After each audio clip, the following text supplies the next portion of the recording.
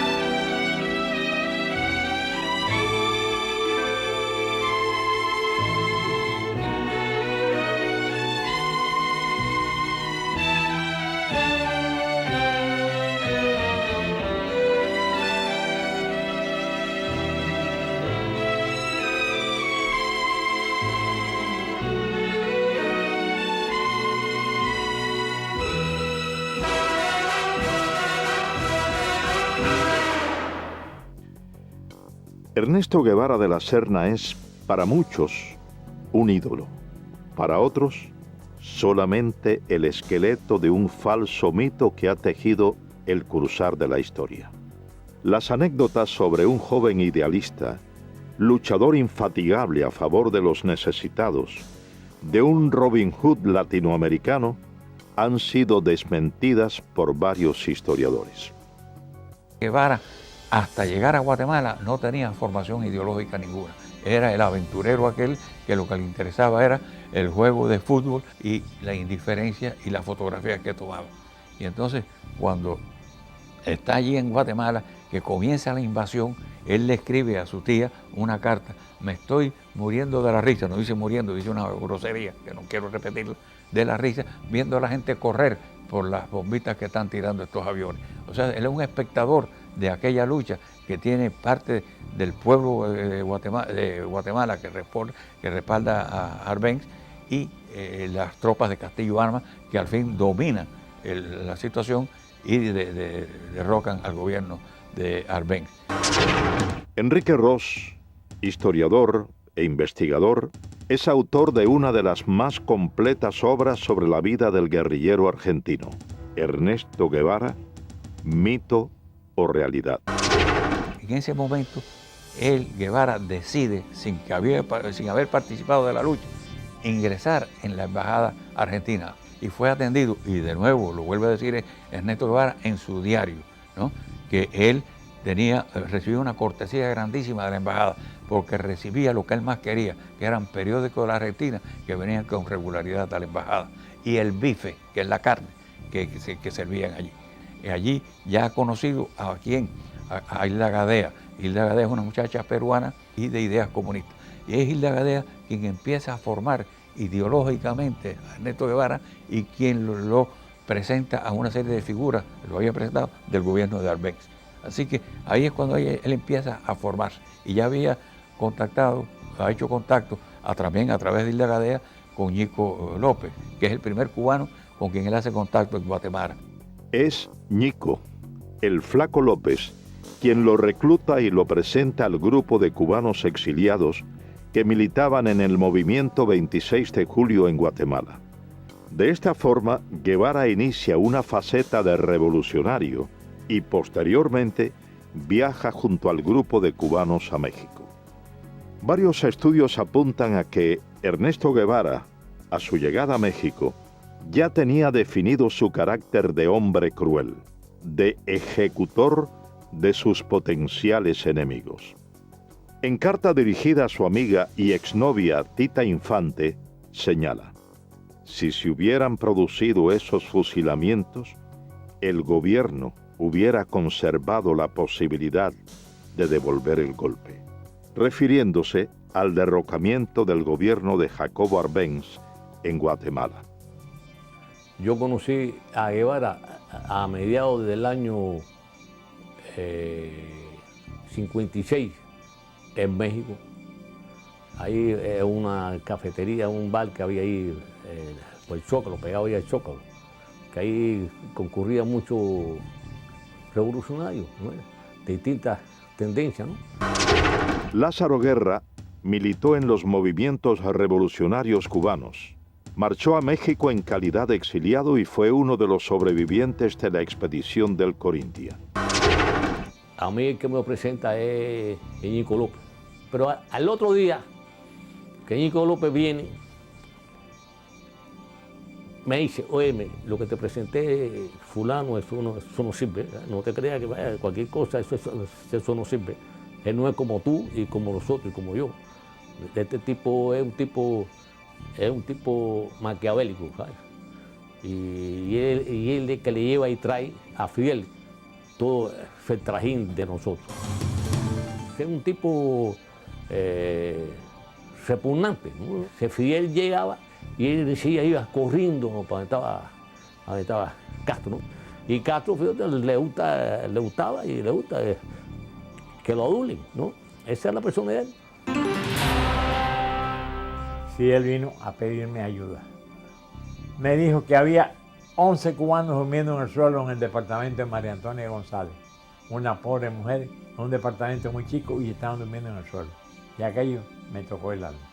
Y le dije, mándame 7 o 8 para acá, yo les haré una comida al día y alojamiento.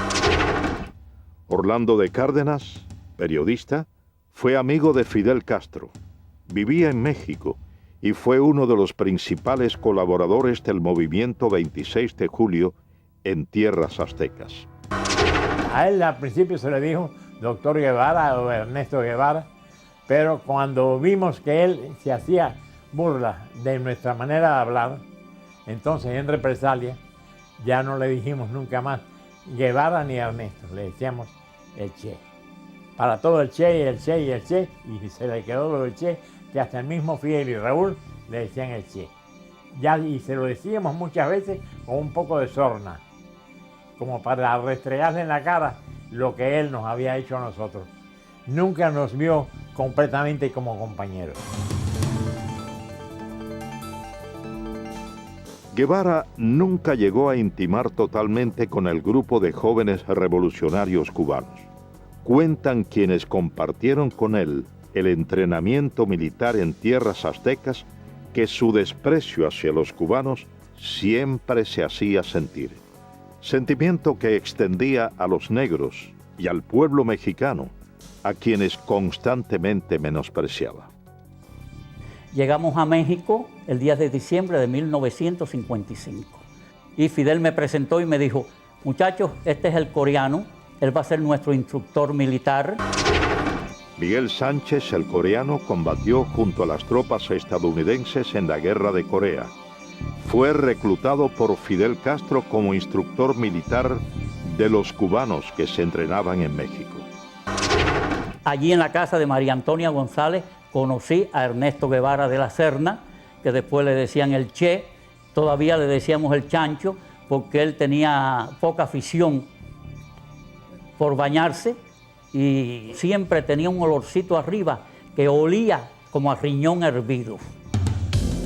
Al principio quiso entrar en indisciplina y yo lo paré tranquilamente y le dije, yo estoy a cargo del entrenamiento militar, tú no eres más que un soldado. Se me puso a echar una sonrisita y yo le dije, 20 planchas, Ernesto Guevara de la Serna, y dio las 20 planchas. Él despreciaba a los negros. Muchísimas veces tenía problemas con Juan Almeida Bosque, que le decía el negrito. Y Juan Almeida se insultaba. Y entonces yo le dije, mira Juan, tú lo que tienes que decirle cuando te diga el negrito, dile, tú eres el chancho porque tú no te bañas. Y así se lo decía Juan Almeida Bosque. Después despreciaba a los indios. Fíjate cómo dijo, la indiada analfabeta de México. El 24 de junio de 1956, un grupo de los presuntos expedicionarios es capturado por las autoridades de migración mexicana. Ernesto Guevara estaba entre ellos. Varios estudios acusan a Guevara de haber sido informante o delator al colaborar con las autoridades por temor a una posible deportación a la Argentina, su tierra natal, a principios de julio de ese año. Juan Almeida Bosque, él me dijo a mí que Ernesto Guevara de la Serna, el Che o el Chancho, había colaborado con la policía cuando nos arrestaron al grupo y lo llevaron a la cárcel migratoria de Miguel Schultz. Y él se había puesto en contacto con las autoridades de México para entregar todas las armas del rancho de Santa Rosa de Chalco.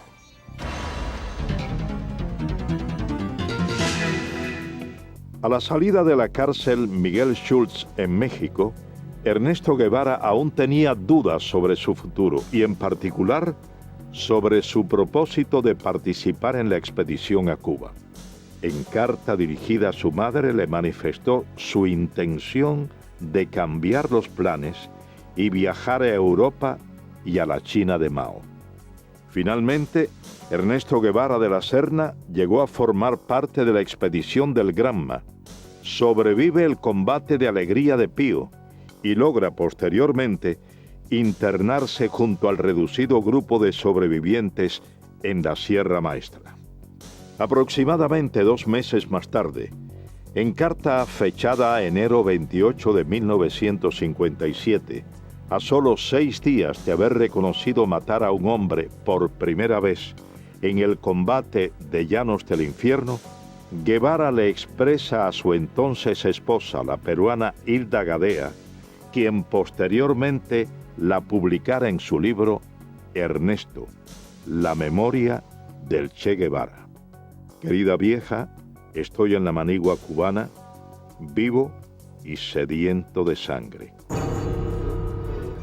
Una vez se coge un guajiro que no estaba, que según los datos, según todo coincidía que él era chivato del ejército, ¿no? Pero no había una seguridad concreta, el tipo nunca confesó. Jaime Costa fue asaltante del cuartel Moncada, expedicionario del yate Granma y comandante del ejército rebelde.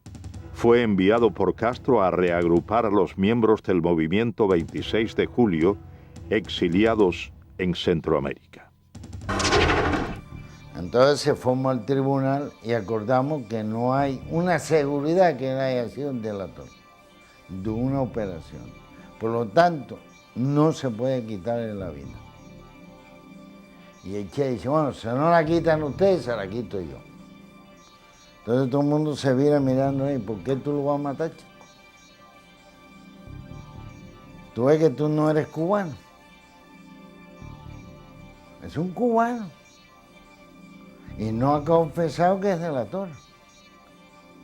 Y Ramiro dice que no se puede fusilar como presidente de ese tribunal. Y en ese momento, ¿qué más grado tiene? Y entonces él sacó la pistola y lo mató ahí. Y ahí donde el Che tiene la frase esa, ante la duda no hace más nada, hay que fusilarte.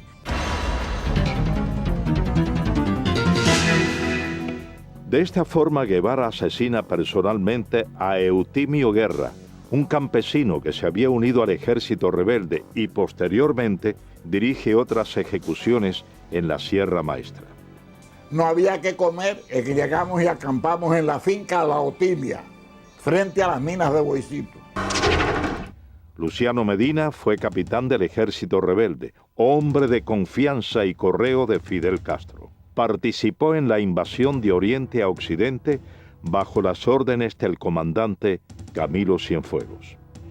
Llevábamos 3 días sin comer y el Che Guevara nos mandó que había que buscar un puerco. Y yo fui a casa de Carlos Sotolongo, que tenía una finquita allí cerquita de la mina, y compré un puerco que me costó 70 pesos. Entonces ya estábamos comiendo allí, toda la tropa estaba comiendo, y entonces llegó un señor y le dijo al Che Guevara, bueno, es que tenemos un chivato que hay que ver cómo se saca ese hombre de aquí, que se llama Juan Pérez, dueño de la finca Rancho Claro, que es un cosechero de café. Entonces mandaron a buscar el hombre tenía 3 hijos, chiquitos de 4, 5 y 6 años, no tendrían más los chiquitos que tenía allí. Entonces cogieron y lo fusilaron. Y eso nos cayó mal a toda la tropa. Los fusilamientos se generalizaron. Varias investigaciones responsabilizan a Ernesto Guevara por el asesinato de al menos una docena de hombres en la Sierra Maestra, en la gran mayoría de los casos sin tener pruebas incriminatorias. Yo conocí a Ernesto Guevara en la Sierra Maestra en el mes de marzo de 1958, que como corresponsal de guerra de la revista Bohemia fui a entrevistar a Fidel Castro. Agustín Hayes fue periodista de la revista Bohemia. Pasó aproximadamente 2 meses en la Sierra Maestra y como corresponsal de guerra entrevistó a Ernesto Guevara en su campamento.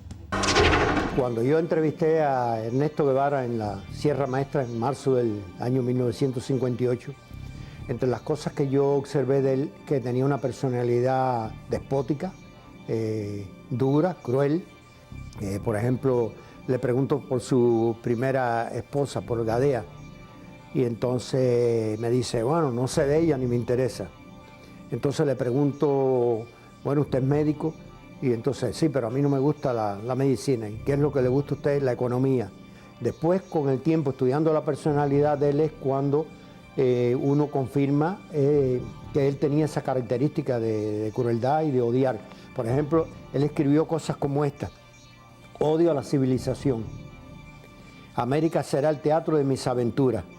Huir de todo lo que me molesta. Donde me lleven los acontecimientos. Mi ambición de horizontes y mi fatalismo. Me interesa la nueva China por estar acorde a mis ideas políticas. Yo vivo con ese espíritu anárquico que me hace soñar horizontes. Mis amigos son amigos mientras piensen políticamente como yo. No soy moderado y trataré de no serlo nunca. Asaltaré las barricadas y trincheras, teñiré en sangre mis armas y loco de furia degollaré a cuanto vencido caiga entre mis manos.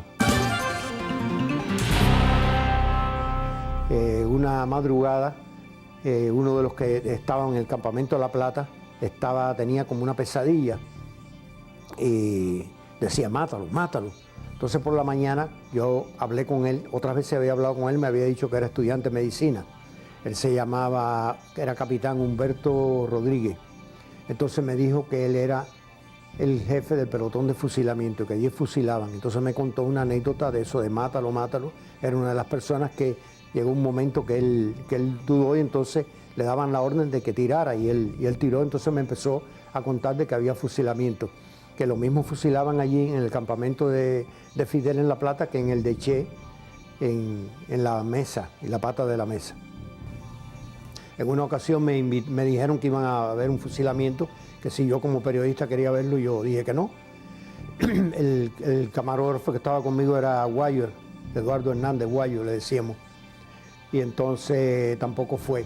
Pero sí había muchos testimonios allí de que él fusilaba. Otro de los elementos que caracterizaron a Ernesto Guevara de la Serna fue su inoperancia táctico-militar. A pesar de haber sido nombrado por Fidel Castro como jefe de una de las más importantes columnas guerrilleras, afirman sus compañeros de lucha que Guevara no estaba capacitado militarmente. Yo conocí a Guevara desde antes de ser comandante yo, en la Sierra Maestra. Yo llegué a la Sierra procedente de Costa Rica cuando ya había varios meses de lucha. Y pues nos relacionamos y me tocó hasta estar bajo las órdenes de él por un tiempito, varias semanas. Y lo conocí de cerca. Uber Matos fue comandante del ejército rebelde. Tras el triunfo de la revolución castrista, fue jefe militar de la provincia de Camagüey. Y luego de su ruptura con Castro, cumplió 20 años de presidio político. Me confesó en cierta oportunidad que bueno, que él de cuestiones militares no sabía nada. Hay una oportunidad en que yo le digo, me mandaron a tus órdenes, tengo que hacer una línea de fortificaciones, la zona esta está bajo tu mando, ¿dónde hago las fortificaciones? ¿Dónde establezco todas las defensas? Y me dice, yo de eso no sé nada, pero hazlas bajo tu criterio, pero si tú eres el jefe que vas, la defensa aquí tienes que hacerla de acuerdo con un concepto estratégico, táctico, es decir, tienes que pensar, yo voy a desplegar los hombres aquí, allá, y yo hago las defensas, las líneas de trinchera y los túneles para detener el avance de los tanques y las demás defensas que vamos a cumplir, de acuerdo con el plan tuyo. Dice, yo no tengo ningún plan. Varios textos ponen en entredicho la autenticidad de los diarios de campaña publicados y supuestamente escritos por Ernesto Guevara. Durante el paso de la columna número 8 Ciro Redondo por Camagüey, Guevara y su tropa tienen que huir después de un enfrentamiento con fuerzas del ejército del general Fulgencio Batista, abandonando en el lugar de los hechos toda la correspondencia y los manuscritos del diario de campaña de Guevara en la Sierra Maestra. Datos que, posteriormente, fueron empleados por la policía para arrestar a varios colaboradores del ejército rebelde.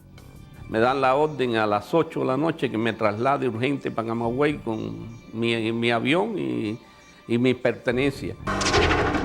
Carlos Lazo es piloto aviador. Fue segundo teniente y piloto de enlace del Ejército de la República. Combatió al ejército rebelde. El coronel Dueñas me dice, ¿a qué hora tú puedes volar mañana temprano? Y le explico que a la hora que quiera. Y me dice, bueno, a las 6. A las 6 vuelo para un lugar que le llaman 4 compañeros. Allí hay un tiroteo entre el ejército, un grupo del ejército, no eran muchos, eran unos 40 soldados de la Guardia Rural. Allí hay 2 muertos por la gente de Che y heridos, y se mandan a correr, dejan 2 camiones.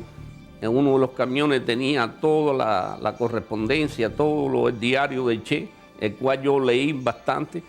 Hablaba todo el que había cooperado en Camagüey y que la mayoría no cooperaba, que era una provincia completamente latifundista, entre paréntesis, lo ponía así, y comprometía a cantidad de personas, no solo de Camagüey, de otras provincias. Muchos pertenecían, pero muchos, al Partido Comunista del pueblo que ellos hablaban, de Guaymaro, de Baraguá, de Florida, de todos esos lugares. Varias anécdotas y documentos reflejan el carácter despótico de Ernesto Guevara hacia sus subordinados. Guevara acostumbraba a humillar a los hombres bajo su mando. Yo me incorporo a la columna en un campamento que se llama El Algarrobo. Aquel día, una tarde, nos formaron, cuando nosotros llegamos ahí, que veníamos de la zona más al norte de la sierra. Cuando llegamos allí, por la tarde nos formaron, éramos unos 200, 300 hombres, alrededor de eso. Y ahí vino Guevara y nos habló. Eduardo Pérez fue primer teniente del ejército rebelde. Se incorporó en las villas a la columna número 8 Ciro Redondo, que comandaba Ernesto Guevara. A nosotros nos mandan a la zona que va entre Fomento y El Pedrero, en un lugar un poquito más adelante de un lugar que se llama Cipiabo. Empezamos a combatir de acuerdo con las órdenes que teníamos, no nos habían situado todos éramos bisoños ahí, no nos habían situado ningún personal experimentado. El primer día, en el primer combate, cuando llevábamos 2 o 3 horas combatiendo, vimos que allí no había posibilidad de resistir, nos retiramos y hicimos una línea de resistencia como 1 kilómetro más atrás. Ahí mandaron a alguna gente experimentada, 4 o 6 gente experimentada, entre ellos Rogelio Acevedo, los mandaron a esa línea de combate y ahí estuvimos combatiendo 3 días continuados. En esos 3 días no recibimos comida, no recibimos nada, y en el tercer día viene Camilo, que traía unas armas de Yaguajay, y vino hasta el Pedrero. Cuando llega Camilo al Pedrero, los otros que están allí, nadie se atreve a mandarnos nada de comer. Cuando llega Camilo, allí el Pedrero, el Che no está, y Camilo empieza a preguntarle cómo está la situación. Y Camilo dice, pero ven acá y a estos hombres, ¿por qué no le mandan comida? No, porque el Che dice que no, porque se tuvieron que retirar de la primera posición que tenía. Dice Camilo, no, pero que los maten a tiro, que los maten el ejército, pero ¿cómo los va a matar de hambre el argentino este? No. Y esa tarde nos llegó a nosotros cajas de malta, salchichones, cajas de galletas, y pudimos comer esa tarde después de 3 días. La primera misión de Ernesto Guevara tras su llegada a las villas fue tomar el control de la zona hasta ese entonces en manos de los guerrilleros que operaban en el Segundo Frente Nacional del Escambray. Guevara realiza su primer contacto con los miembros del Directorio Revolucionario Estudiantil 13 de marzo y aprovecha la reunión para dejar en claro su posición de hombre fuerte y sin escrúpulos, al asesinar durante ese primer encuentro a 2 campesinos acusados de ser chivatos. Guevara llega a las villas.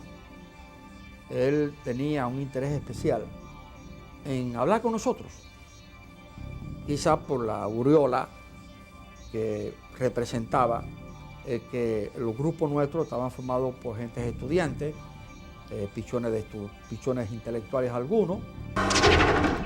Roberto Bismarck fue capitán del Ejército Rebelde, miembro del Segundo Frente Nacional del Escambray, participó en el primer encuentro conocido como el Pacto o Reunión del Pedrero. Fuimos a la reunión aquella, una reunión que tuvo lugar en el Pedrero, una sección del campamento de nosotros, y allí lo conocimos. Lo conocimos como podíamos conocer a cualquier otro. Y estuvimos conversando quizá un periodo, quizá de unas 4 o 5 horas. Ese fue el contacto mío y de nosotros con este personaje. Pensamos que este hombre no tenía ninguna intención idealista ni remotamente. Por ejemplo, un hecho que resultó bastante chocante para mi persona. Hubo una pequeña operación militar, en la cual se logró apresar algunas personas, algunos de ellos guajiros, que supuestamente habían estado colaborando, a mí no me contaba, pero eso era lo que se le adjudicaba, con el régimen de Batista.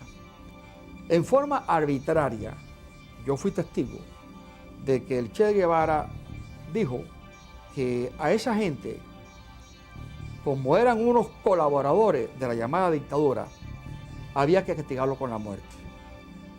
Y sin juicio previo, incluso contra la protesta, no vamos a decir protesta, contra el juicio de nosotros de que no debía de acelerarse un tipo de acción en ese momento porque no habían garantía para la persona que supuestamente estaban acusadas. El Che Guevara dijo que no, que eso había que matarlos. Y a 2 de ellos fui testigo presencial de que con su pistola los mató. Ernesto Guevara subestimó a los miembros del Segundo Frente Nacional del Escambray que combatían en la zona central de la isla y no aceptó la autoridad de los comandantes que combatían en esa región montañosa. Al entrar el Che Guevara a la provincia de Las Villas, por la parte noroeste de Banao, nos encontramos con él allá, que él estaba acampado con miembros del directorio revolucionario, con el comandante Cubela. Elías Nazario fue capitán del Ejército Rebelde, miembro del Segundo Frente Nacional del Escambray y ayudante personal del comandante de la Revolución, Jesús Carrera Sayas. Él y el comandante Carrera tuvieron una buena discusión, ¿no?, por la zona que se estaban disputando, ¿no?, porque ya el Che venía diciendo que era comandante en jefe del Escambray. No era cierto, porque el comandante en jefe del Escambray era Eloy Gutiérrez Menoyo en aquel momento. Y la discusión fue fuerte, pero fuerte, en la que Jesús le dijo, tu zona es la tuya, la mía, y si brinca la zona mía, vamos a tener problemas. Guevara nunca le contestó a él. Agachó su cabeza y dejó escapar, vaya, un. Y entonces intervino en esa discusión el comandante Armando Acosta Cordero, estaba el comandante Ramiro Valdés, el capitán Olo Pantoja, cuando era capitán. Es precisamente el fusilamiento del comandante de la Revolución, Jesús Carrera Sayas, uno de los hechos que resaltan el carácter vengativo de Ernesto Guevara de la Serna. Ernesto Guevara fue mandado por Fidel Castro a la Sierra del Escambray para quizás evitar que el segundo frente dividiera la isla en dos mitades. Armando Fleites, médico, fue comandante del ejército rebelde y uno de los fundadores del Segundo Frente Nacional del Escambray. El Segundo Frente Nacional del Escambray envió como oficial para las primeras conversaciones con Ernesto Guevara al comandante Jesús Carrera. Jesús Carrera, cumpliendo los acuerdos del Segundo Frente, le dio unas cartas y se creó una situación quizás desde ese momento antagónica y difícil entre Guevara y Jesús Carrera. El resultante de esa situación, en el transcurso del año que pasó, pues se fue acentuando la situación personal y nosotros, yo personalmente y unos cuantos oficiales más del Segundo Frente, en la cabaña, le planteamos que si era tanto, no había que hablar mucho, que nosotros lo enviaríamos a buscar y que en un duelo, en una forma frontal, se dilucidaran esas situaciones. Entonces dijo que no tenía intenciones en tener un duelo ni tener una cosa con Carrera. Entonces dijimos, bueno, si es esa situación, pues ya vamos a dar este episodio por terminado, ¿no? Y sin embargo, por órdenes del Che Guevara con Fidel Castro, es que prenden a Jesús Carrera. Y más tarde Jesús Carrera es fusilado, precisamente, por la persecución y por la venganza, el odio, el resentimiento y la cosa de personalidad. No quiso dilucidar como dilucidan los hombres en un frente de combate o en un duelo, sino veló la oportunidad y por la espalda lo lleva, tenía todo el poder y por la espalda le cuesta la vida. Entre las hazañas injustamente atribuidas a Ernesto Guevara de la Serna está la toma en la ciudad de Santa Clara de un supuesto tren blindado. Varios de los protagonistas de ese hecho contradicen lo expuesto por el régimen castrista y manifiestan que todo lo orquestado, más que una proeza militar, fue una traición a una negociación ya acordada por el Segundo Frente Nacional del Escambray con oficiales del ejército de Batista. El tren blindado fue una acción de traición del Che Guevara al Segundo Frente Nacional del Escambray.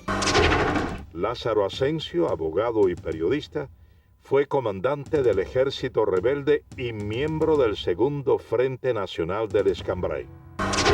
Las tropas nuestras estaban peleando en la zona de Manicaragua y de Cumanayagua. Y el señor Cuso Gómez fue a verme para venir a avisarme de que el tren blindado, el famoso tren blindado, estaba dispuesto a entregarse a el Segundo Frente Nacional del Escambray.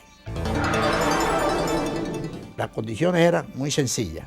El tren blindado, los elementos del tren blindado, los soldados del tren blindado iban a entrar por la zona del acueducto de Santa Clara y allí nos iban a entregar las armas con el compromiso de que ellos se quedaban allí sin pelear contra sus compañeros. Pero por filtraciones que sucedieron, el Che se entera de esa posibilidad y entonces, ¿qué es lo que hacen ellos? Atacan al tren blindado antes que darle la oportunidad que el tren blindado se entregara a nosotros y ahí se produce el ataque de Santa Clara.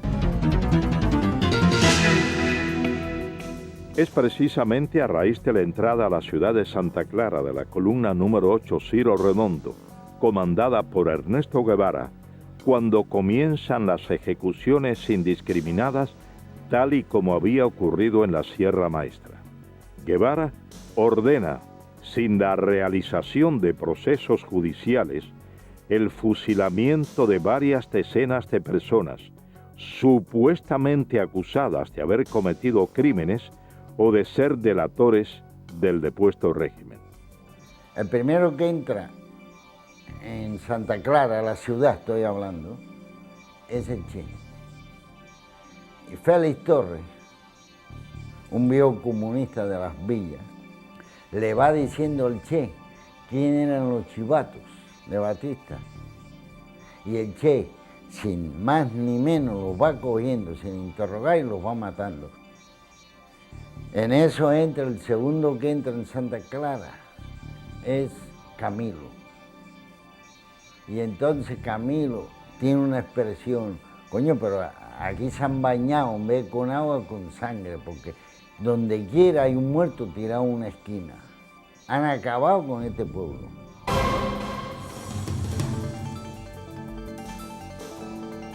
Triunfa la Revolución Cubana. Ernesto Guevara es nombrado jefe de la fortaleza militar de La Cabaña. Guevara lanza un feroz operativo contra todos los militares del depuesto régimen. Se crea la llamada Comisión Depuradora. Estuve trabajando en la fortaleza de La Cabaña a las órdenes de Ernesto Che Guevara, que era el jefe militar de esa fortaleza.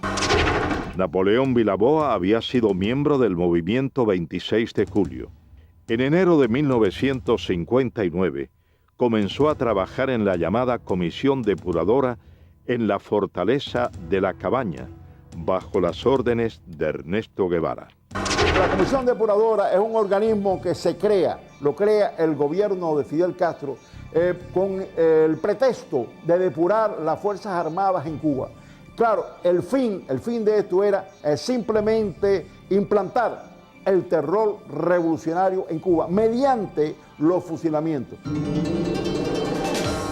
Esos fusilamientos eran una cosa arbitraria, porque los infelices que llevaban allí ya estaban previamente sentenciados a muerte, como en el caso, por ejemplo, del primer teniente José Castaño, que había sido jefe del BRAC y que fue asesinado personalmente por el Che Guevara en su propia oficina, y contra el cual no había ningún tipo de pretexto legal para poder fusilar, porque este señor ni había matado ni había torturado a nadie durante el régimen de Fulgencio Batista.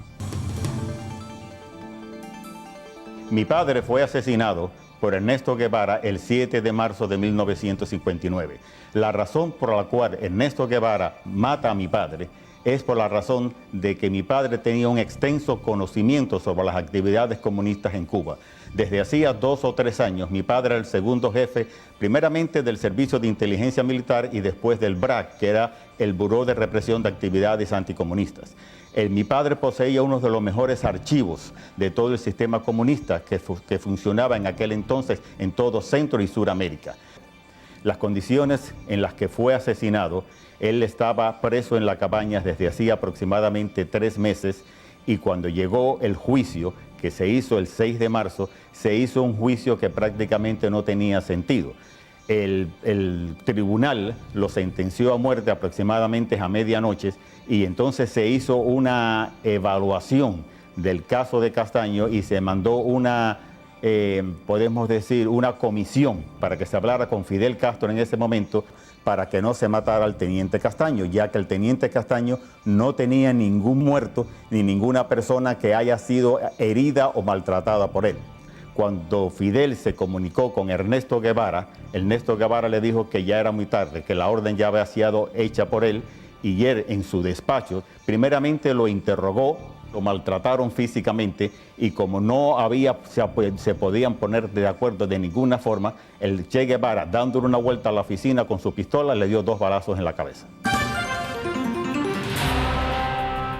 A Ernesto Guevara se le atribuye el fusilamiento de varios centenares de hombres, en su mayoría miembros del antiguo régimen, durante los aproximadamente 4 meses que estuvo al frente de la fortaleza militar de La Cabaña.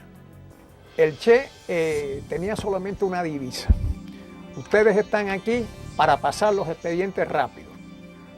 La comisión está trabajando muy lentamente y nosotros tenemos que ir juzgando a todos estos criminales lo más rápido posible. José Vilasuso, abogado, comenzó a trabajar en enero de 1959 bajo las órdenes de Ernesto Guevara como instructor de expedientes en la llamada comisión depuradora. Me llamó la atención la forma como él me adoctrina, ¿verdad? La forma como él me dice a lo que tiene que ser mi trabajo. Dice, mira, aquí esto es un tribunal muy sencillo, todo lo que ustedes tienen que hacer es instruir los expedientes. El oficial investigador siempre tiene la razón, siempre dice la verdad. O sea, no tenemos más que aceptar, acogernos a lo que él dice en el informe. Tú vas a organizar, vas a instruir tus expedientes y después los pasas al Ministerio Fiscal. O sea, la labor es bien sencilla, es una labor de profesional, pero muy limitada. Esas fueron más o menos sus palabras, es la idea. Dice, de luego, después se me echó así para atrás, ¿no? Sonriente, y me dice, aquí vas a ver cosas muy sabrosas, ¿sabes? Guardé silencio y al día siguiente comencé a trabajar. Allí se generalizaba con un eslogan político. Son asesinos, son criminales, pertenecen a una dictadura, tienen que ser ajusticiados. Eran hombres que no vamos ahora a juzgarlos, ¿verdad? Pero no nos correspondía a nosotros ejecutarlos.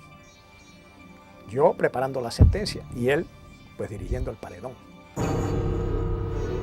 Fui al paredón. Me acerqué al lugar, me paré junto a los postes. Me fijé bien el lugar donde se situaban los reos. Efectivamente el paredón estaba a la espalda y más o menos lo que era la altura del pecho a la cabeza, pues se veían los impactos de las balas, ¿no? En una línea recta. La sangre coagulada a los pies, porque claro, se sacaba el cuerpo inmediatamente después de la ejecución, pero aquello quedaba tinto en sangre. Ahí estuve mucho rato, imaginando qué es lo que es un hombre parado, amarrado a un poste, y 6 hombres que no lo conocen, a quienes nada le hizo, quien por la razón de vestir un uniforme distinto va a ser ejecutado. Sin la presencia de pruebas incriminatorias, sin la posibilidad del ejercicio de una defensa justa, cientos de hombres fueron condenados a la pena de muerte por fusilamiento mediante sentencias preestablecidas en los denominados juicios sumarísimos. Ernesto Guevara preparó a muchos de sus hombres de confianza, quienes dirigieron o firmaron las ejecuciones a lo largo y ancho de la isla con la misma falta de escrúpulos que su jefe. Y estoy en el despacho del jefe del regimiento de Santa Clara, que era Ramiro. Pero Ramiro no funcionaba allí. Ramiro se pasaba, yo no sé en qué andaba, pero no estaba en el despacho. El que estaba era Olo. Con Olo Pantoja yo tenía buenas relaciones, yo me llevaba muy bien con Olo, tenía un gran aprecio. Orlando Olo Pantoja fue capitán del ejército rebelde. Fue hombre de la entera confianza de Ernesto Guevara. Murió en Bolivia como miembro de la guerrilla guevarista.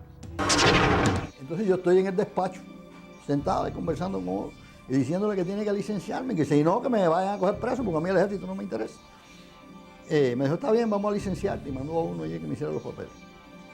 Entonces entra un soldado y le da un papel y le dijo, mira, eso de las crucecitas son los que van a fusilarse mañana. Y yo voy y me pongo por detrás de él porque había amistad. Y le digo, ven acá, Olo, y esa gente ya lo jugaron. Y dice, no, eso lo van a jugar esta noche. Y yo, pero ¿cómo se lo van a jugar esta noche? Ya saben lo que van a fusilar mañana. Y dice, bueno, eso es así. Estando yo unos 15 días preso en la cabaña, me llaman por los altavoces del penal a la oficina y me encuentro allí con Aleida March y con Ernesto Guevara.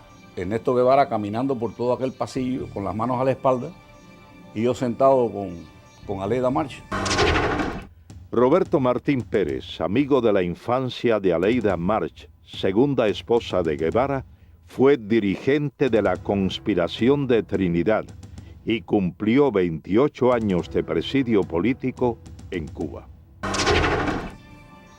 Y de buenas a primeras ese individuo se me para enfrente y me dice, a ti hay que fusilarte.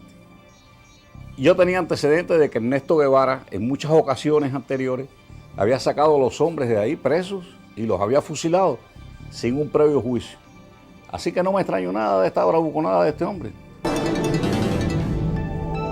En las gestiones que estábamos haciendo para tratar de salvar a mi hermano antes del juicio final, yo había ido a la cabaña con el ingeniero Viamonte, que trabajaba conmigo en la compañía de electricidad, a ver a Guevara, ya que él había estado alzado con él en la sierra. Entonces Guevara lo recibió muy bien, allá con las patas encaramadas arriba de un escritorio, sin zapatos, rascándose los chicotes ahí como si fuera no sé ni qué. A mí me causó muy mala impresión. Vi la cara de hipócrita y de sinvergüenza que tenía, desde luego. Entonces el ingeniero empezó a explicar. Y él le dijo, no, aquí no hay toalla para nadie. Dijo, no es cuestión de toalla, es cuestión de que están cometiendo un error. La revolución está cometiendo un error y es un inocente, muchacho joven. Y no. Él vestía el uniforme de Batista, decía. El uniforme azul de Batista, que no era de Batista, era de la República. Pero no hay toalla para nadie. Casi que nos botó de allí, desde luego. Y se dirigió a uno que tenía al lado y le dijo, oye, encarga tres cajas más que estos van para allá. Uno de los elementos más distintivos del carácter criminal de Ernesto Guevara fue su desprecio, no solo hacia los hombres y mujeres condenados por él, a quienes consideraba sus enemigos, sino también a los familiares de estos. Este incidente durante un día de visitas a los prisioneros en la fortaleza militar de La Cabaña da prueba de ello. Aquella parte estaba lleno de mujeres, unas que iban a ver a los esposos, otras a los hijos, otras a los hermanos. Y entonces en eso abrieron la puerta de atrás y todas las mujeres se arrimaron a ver y que saliera una máquina. Entonces las mujeres todas rodearon la máquina y empezaron a decirle que qué pasaba, que por favor que los dejara entrar a ver a sus familiares, que hacía días que no lo veían, que le llevaban comida y le llevábamos de todo. Y entonces él eso sí nos miró con una cara de estúpido y nos dijo, están castigados y hoy no hay visita para nadie. Al decir eso, todas las mujeres empezaron a gritar y empezaron a coger el carro y a darle por un lado y por el otro y lo movían todo. El chofer le dijo, sube a la ventanilla, y eso sí lo subió. Y entonces llamó por teléfono y vino una patrulla de soldados de esos con una fusta y a todo el mundo le empezó a dar. Tras aproximadamente 4 meses al frente de la fortaleza militar de La Cabaña, Ernesto Guevara ocupó varios cargos durante el comienzo de la Revolución Cubana. Primero, fue presidente del Banco Nacional de Cuba y posteriormente ministro de Industrias. En todos estos, primó su incapacidad profesional y una constante, sembrar el terror como base o medio para el sometimiento. Yo conocí a Ernesto Guevara en el año 1959, cuando Felipe Paso, que con la revolución lo nombraron presidente del Banco Nacional, me citó para diseñar lo que hoy es el Hospital Ifigenia Mejeira, ¿no? Nicolás Quintana, arquitecto, fue designado para diseñar el edificio del Banco Nacional de Cuba, posteriormente transformado en el Hospital Hermanos Almejeira. Cuando Ernesto Guevara sustituye a Pasos en el Banco Nacional, lo primero que hace, como que éramos los arquitectos del edificio, nos invita a mi socio Miguel Ángel Moenque y a mí. Yo me encuentro a este señor en el despacho donde tantas veces yo había ido, ¿no? Cuando Felipe estaba, con los pies arriba de las mesas, una bota se la había quitado, las medias estaban rotas y me acuerdo todavía como si fuera hoy los dedos que se meneaban, ¿no? Y a mí aquello me pareció una cosa kafkiana, ¿no? Porque me pareció increíble que el presidente del Banco Nacional de Cuba fuera ese personaje que estaba sentado allí. Entonces su primera frase fue, usted es burgués, ¿no? No sé por qué, la cogió conmigo, ¿no? Yo dije, no, comandante, yo no soy burgués. Ah, ahora usted es revolucionario. No, yo no soy revolucionario. Burgués era mi bodeguero. Yo soy gran burgués. Nací con una cuchara de plata en la boca y me he pasado la mitad de mi vida trabajando para ayudar a los que nacieron sin ella. Por lo tanto, tengo la moral para poder hablar. La respuesta fue, usted tiene 3 alternativas, y me metió los dedos en los ojos. Una alternativa es que usted se va de Cuba. La segunda alternativa son 30 años. Fíjate con la facilidad, ¿no?, que este señor disponía de la vida de la gente. Y la tercera alternativa, como usted es gran burgués, es el paredón de fusilamiento. Me dicen, óigame, el comandante Guevara ha llamado y dice que quiere que el ministro vaya a verlo al Tribunal de Cuentas. José M. Illán, economista, fue subsecretario de Hacienda y miembro del primer gabinete ministerial de la Revolución Castrista en 1959. Y me dicen, bueno, mire, yo estoy aquí reunido con la Asamblea de los Cultivadores del Tabaco. Nosotros le decíamos los tabaqueros. Y ellos tienen un problema grave. Ellos no pueden pagar los impuestos. Hay que suprimir ese impuesto que ellos tienen que pagar. En ese momento yo me olvidé de que era el comandante Guevara y de que era comandante de la revolución y que era un tipo de tira-tira y que estaba matando gente en la cabaña. Y simplemente actué como el profesional que era. En todo el tiempo que estuve frente a ese caballero, en ningún momento me insinuó que nos sentáramos a hablar. En ningún momento me movió su mano y yo tampoco la mía para estrechar mi diestra. Y su desplante era absoluto ante un civil, un cubano más, que venía aquí y que se había atrevido a decirle que no a lo que él había propuesto.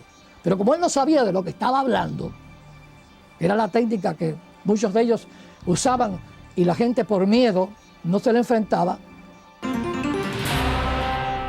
Yo estuve involucrado con Fran País en la lucha contra Batista y durante esa lucha conocí al Che Guevara.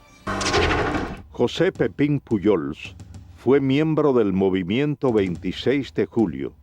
Fue llamado por Guevara para colaborar como supervisor de la planta de níquel y cobalto de Moa y práctico de puerto. Entonces, él, que ya nos conocíamos, me encomiendan la labor de ir a Moa para hacer un reporte y preparar el puerto para recibir todos los petroleros, todos los barcos. Y cuando yo vuelvo en una de las tantas reuniones que tuvimos en La Habana, entró un ayudante del Che con un montón de papeles y se quedó parado. Entonces el Che le dijo, ¿qué quieres? Le dice, pasa que estos son revolucionarios. Los papeles eran los fusilamientos del día siguiente. Él cogió todos los papeles, los firmó sin mirar, porque no importaba quién fusilaba, había que fusilar para sembrar el terror. Entonces muchos de los ingenieros jóvenes hablaban con él bajo la intimidación que tenía de esa arrogancia de decirte, la revolución no tiene a menos fusilar al mejor de los comandantes, así que no es nada fusilar al mejor de los ingenieros. Todo el mundo trabajaba bajo esa presión de no equivocarte. Entonces tú te limitabas a hacer las cosas en la manera más segura. Como práctico de puerto, es un riesgo entrar un barco de noche. Pues no, cerré el puerto y el barco se tenía que quedar esperando allá afuera, que le costaba, incrementaba el costo de demoras. Pero todo el mundo empieza a trabajar con temor. Ernesto Guevara de la Serna, a pesar de ser tan cruel y despiadado con sus enemigos políticos y practicar el despotismo en exceso y en ocasiones la indiferencia con sus subordinados, siempre sintió temor al enfrentar a Fidel Castro. Varias investigaciones muestran que desde el primer encuentro entre ambos en Ciudad de México en 1955, Guevara mostró ese sentimiento y Fidel Castro, al constatarlo, llegó hasta abusar del guerrillero argentino. Mientras yo esperaba allí en el tercer piso, hablando con Fidel, ese día que me empezó a preguntar cómo andaban las cosas, y yo igual. José Ignacio Rasco, abogado, compañero de Fidel Castro durante 11 años de la etapa estudiantil, fue llamado por este a colaborar con la revolución en el año del triunfo insurreccional. Y en eso llega el Che Guevara, y el Che Guevara le dice algo a Fidel que había que proteger a un señor que estaba acusado de que podía traicionar a la causa revolucionaria y que había que fusilarlo. Y entonces Fidel ha cogido por la solapa al señor Che Guevara y pero Che, no seas idiota, no te acobardes. Si tú quieres, lo fusilas. Si te parece mejor, lo pones en un avión y lo mandas para el exilio. O si no, lo dejas que se pudre en la cabaña. Esta anécdota, a mi juicio, retrata cómo era la sumisión de el Che Guevara a Fidel Castro en aquellos momentos ya. Es decir, siempre le tenía pánico, le tenía miedo. Podían discutir mucho, pero al final el Che siempre agachaba la cabeza. Tras apenas 4 años de haber llegado al poder, Ernesto Guevara se convierte en una de las principales banderas propagandísticas de la Revolución cubana. Durante su intervención ante la Asamblea General de las Naciones Unidas, el 11 de diciembre de 1964, Guevara, haciendo uso de su derecho a réplica y debido a las constantes interrogantes de los delegados presentes, reconoce la realización de ejecuciones en la isla. Fusilamientos, sí, hemos fusilado, fusilamos y seguiremos fusilando mientras sea necesario. Nuestra lucha es una lucha a muerte. Es precisamente el empleo de la pena de muerte como método para la instauración del terror una de las constantes que caracterizaron a Guevara, quien identificó a los Estados Unidos como su principal enemigo y desató contra este y el denominado imperialismo yanqui una guerra sin cuartel, recabando en los partidos comunistas de Asia, África y América Latina fundamentalmente el apoyo para emprender tales acciones, acciones consideradas hoy como terroristas. Durante su mensaje a la Tricontinental, Guevara proclama textualmente: el odio como factor de lucha, el odio intransigente al enemigo, que impulsa más allá de las limitaciones naturales del ser humano y lo convierte en una efectiva, violenta, selectiva y fría máquina de matar. Nuestros soldados tienen que ser así. Un pueblo sin odio no puede triunfar sobre un enemigo brutal. Hay que impedirle tener un minuto de tranquilidad, un minuto de sosiego fuera de sus cuarteles y aún dentro de los mismos, atacarlo donde quiera que se encuentre, hacerlo sentir una fiera acosada por cada lugar que transite. Ernesto Guevara organiza un grupo guerrillero en Cuba, parte a África. El Congo es el país escogido como punto detonante de la supuesta guerrilla africana. Y llega Guevara al Congo, participa en una serie de batallas, pierde todas las batallas, nadie lo atiende, los dirigentes del Congo no le prestan atención, nos dice que Kabila lo tiene a él como un becario, así como cero a la izquierda, y entonces pierde. Las naciones que rodean al Congo exigen que salgan del Congo los tropas extranjeras, y las tropas extranjeras eran las de Sudáfrica que estaban allí y también las de Guevara, que el grupo cubano, y se ve obligado a salir del Congo, pero él no quería regresar a Cuba porque él ya sabía la enemistad que sentía Castro hacia él y hubo una gran presión. Su misma esposa tuvo que ir a la Ida March al Congo a persuadirlo y a convencerlo de que regresara a Cuba.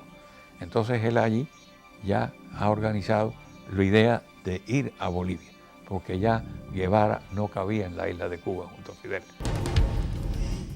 Tras ser derrotado en África, Guevara regresa a la isla y prepara una nueva aventura.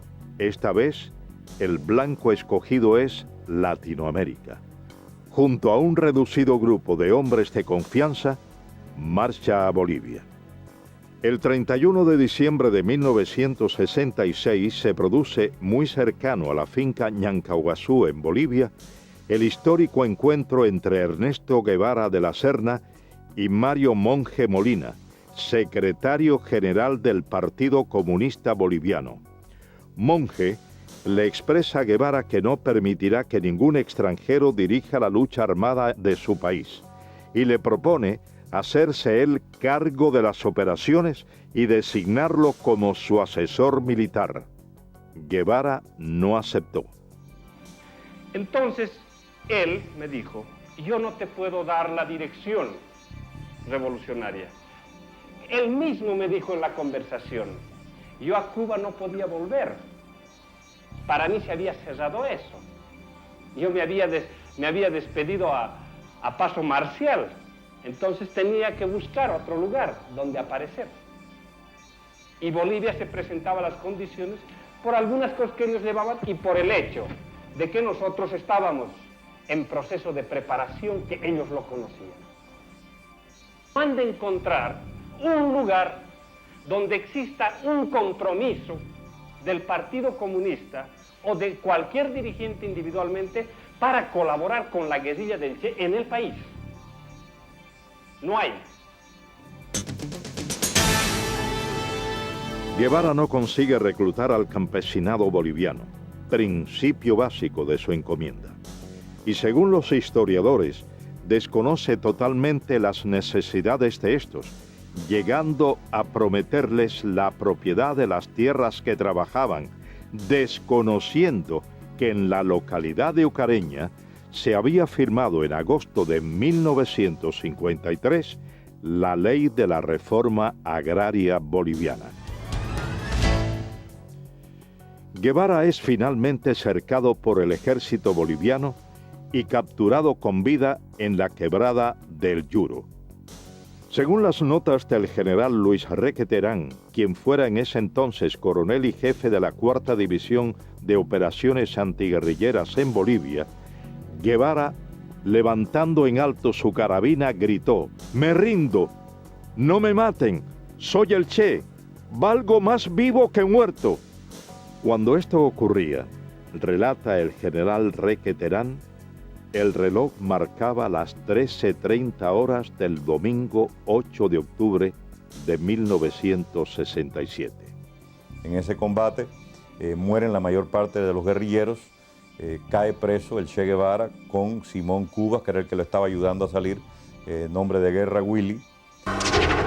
Félix Rodríguez fue oficial de la Central de Inteligencia estadounidense. Fue el oficial que recibió la orden de ajusticiar a Ernesto Guevara tras su captura en Bolivia. Viene una llamada telefónica y piden al oficial de más alto rango. Yo tenía en ese momento el grado de capitán y en la higuera nada más que habían 2 tenientes más bolivianos, por lo tanto me llamaron a mí, contesté el teléfono y era del alto mando boliviano en Valle Grande y eran instrucciones específicas del señor presidente, señor comandante de las Fuerzas Armadas, que eran 500-600. El código que teníamos era 500 Che Guevara, 600 muertos, 700 vivos. Pido que me lo repitan y me confirman 500-600. Cuando viene Centeno, lo llamo a un costado y le digo: mi coronel, hay órdenes de su gobierno de eliminar al prisionero. Y le doy los códigos. Las órdenes de mi gobierno es tratar de mantenerlo vivo a toda costa. Nosotros tenemos aviones y helicópteros para transportarlo a Panamá para interrogatorio. Con eso me mira y me dice: mira, Félix, usaba el nombre de Félix Ramos. Dice: hemos trabajado empíricamente, te agradecemos mucho, pero estas son órdenes del señor presidente y señor comandante de las Fuerzas Armadas. Si yo no la cumplo, a mí me votan deshonrosamente. Miró su reloj y me dijo: tienes hasta las 2 de la tarde para interrogarlo. Nuestro helicóptero va a venir varias veces, va a traer comida y municiones para nuestros soldados y se va a llevar nuestros heridos y nuestros muertos. Yo quiero tu palabra de caballero de que a las 2 de la tarde tú me traigas el cadáver del Che. Y lo puedes ajusticiar en la forma que tú quieras porque sabemos el daño que le ha hecho a tu patria. Y dije: mi coronel, trate de hacerles cambiar de idea, pero si no hay una contraorden, yo le doy mi palabra de hombre que yo le llevo el cadáver del Che. Entré a la habitación, él estaba sentado en un banquito, yo le había quitado las amarras al principio de nuestra conversación y se sentó ahí. Me le paré enfrente y le digo: comandante, yo lo siento, son órdenes superiores, yo he tratado. Se puso blanco como un papel pensando que era yo el que le iba a tirar. Salí de la habitación, aquello estaba lleno de soldados afuera, obviamente estaban escuchando la conversación y estaba el teniente Pérez al lado del sargento Terán. Y entonces le dije al sargento, sargento, no le tire de aquí para arriba, tírale de aquí para abajo, son órdenes de su gobierno, se supone que este hombre muera de heridas en combate. El sargento Mario Terán cumplió las órdenes transmitidas a Félix Rodríguez desde La Paz. Con la muerte de Ernesto Guevara quedó desarticulado el foco guerrillero. 5 hombres pudieron escapar con vida. 2 bolivianos, muertos 2 años más tarde, y 3 cubanos. Y yo me considero engañado por el Che Guevara. Porque el mismo amor que sentíamos y respeto por Fidel Castro lo sentíamos por el Che. Yo nunca hubiera querido que me hubiesen preguntado a cuál de los dos quería más, porque no sabría dar la respuesta. Y creo que todos los que estaban a mi alrededor así lo sentían. Dariel Alarcón Benigno fue capitán del ejército rebelde. Llegó a ser coronel de tropas especiales en Cuba. Participó junto a Guevara en las guerrillas de la Sierra Maestra y en las insurgencias de El Congo y Bolivia. En la mayoría del pequeño grupo que habíamos allí, cubanos, todos habíamos pasado academias militares y que estábamos preparados ya militarmente. Yo, que era uno de los más brutos, ya podía dirigir una división. Pinares, que era un comandante, que mandaba ejército. Gustavo Machín, otro comandante. Vilo Acuña, otro comandante. Todos éramos reclutas. Ninguno podíamos tomar la decisión aún ni de situar una posta. Éramos nulos. Entonces, ¿por qué no aprovechó nuestra capacidad militar? Yo se la demostré. Porque yo fui el ametralladorista, fui el explorador, fui el punto de vanguardia. Pero después que quedamos, el día 8 de octubre, que quedamos 6, yo saqué 5 hombres hasta la frontera. Con Chile, después de caminar 3.500 kilómetros, con 3 divisiones del ejército persiguiéndome día y noche. Y le hice más baja al ejército que cuando éramos el grupo completo. Rompimos 14 cercos al ejército y perdí un hombre. Pero atravesamos la selva y atravesamos el altiplano y salimos a Chile. Por eso yo digo que hubo una falta en él y fue el de no darnos a nosotros la participación que tenía que darnos, no darnos a nosotros el derecho a discutir las cosas internas de la guerrilla. Él las pensaba, él las elaboraba y él nos las transmitía. Y lo que él dijera, él era lo que había que hacer. Nosotros no teníamos ni voz ni voto.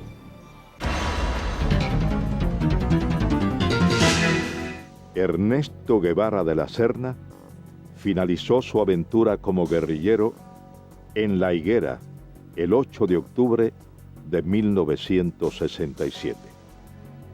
A casi 4 décadas de su muerte, para unos queda el mito, para otros solo el recuerdo de una pesadilla.